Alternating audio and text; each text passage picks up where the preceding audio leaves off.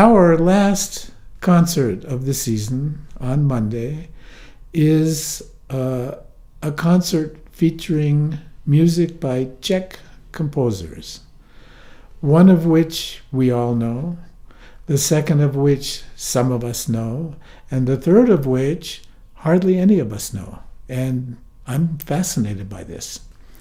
To start with, we'll go with Bohuslav MARTINÜ, a 20th century composer, a Czech composer who spent most of his life not in Czechoslovakia. He went through the time of the Second World War, ended up fleeing Europe and landing in the United States, where he spent the rest of his life. MARTINÜ was a very successful composer during his lifetime, performed by all of the great orchestras, the Boston Symphony, New York Philharmonic, Chicago, etc. And at a certain point, he was in Tanglewood, the summer home of the Boston Symphony, and had a terrible accident stepping off of a balcony. While he was recovering in New York, he heard a brother and sister violin viola duo. These were Lillian and Joseph Fuchs, and he heard them play Mozart and got really fascinated with the idea of writing a piece for violin and viola duo. And thus we have Madrigals by MARTINÜ. This is a fantastically energetic piece. MARTINÜ's music is ecstatically energetic. It really tumults off the stage into the audience and envelops you in this propulsive music, which is fascinating, incredibly difficult to play, and a great striking way to start this concert.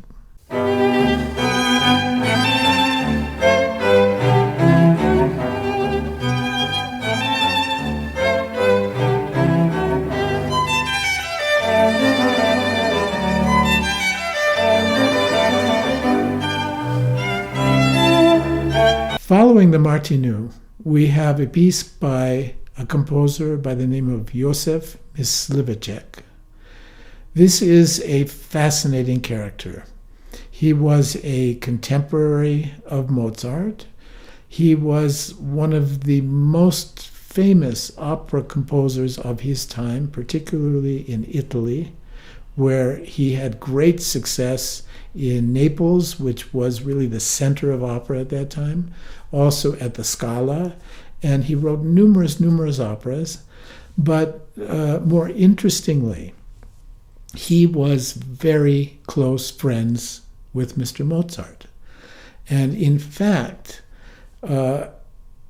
contrary to the idea that Mozart, who wrote 6 incredible quintets for string quartet plus an extra viola, and contrary to the idea that this was his invention, MYSLIVEČek actually had written 2 viola quintets before and was very close to Mozart, and Mozart knew these pieces.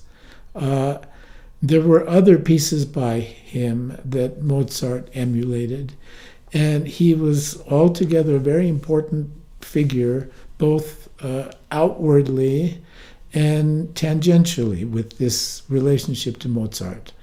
What we are going to hear is a string trio for the unusual combination of violin, cello, and bass.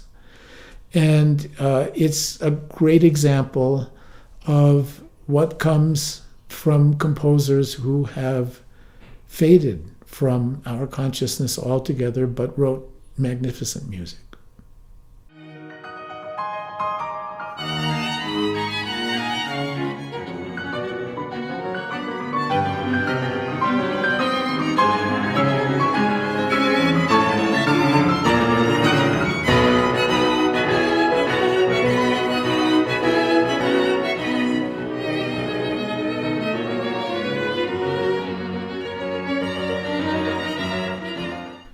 After intermission, we finish our season with one of the great pieces of chamber music, the DVORŽÁK Piano Quintet. In our repertoire, there are really 3 piano quintets which dominate performances. These are the 3 pieces which are performed many, many times more than any other piano quintet. And they are the Brahms Quintet, the Schumann Quintet, and this DVORŽÁK Quintet. What makes this such an incredible piece is a kind of combination of different elements. DVORŽÁK was a classicist for sure, and the form and the structure of this piece are classic. There is the first movement with its development and exposition that you expect. There is a slow movement as you expect. There's a scherzo and a finale. However, coming from a really important connection to Czech folk music, we have elements embedded in this classic form which really come from Czech folk music. We have what is called a dumky. We have different little tunes which are from folk dances, and the striking combination of this classical structure with folk elements and tunes really comes to a harmonious entity which is unique in its sound. Particularly interesting is that in this piece he really features the viola, particularly in the slow movement, but also throughout. The viola is very prominent, which is unusual. And of course, there is a kaleidoscopic sequence of beautiful melodies from beginning to end.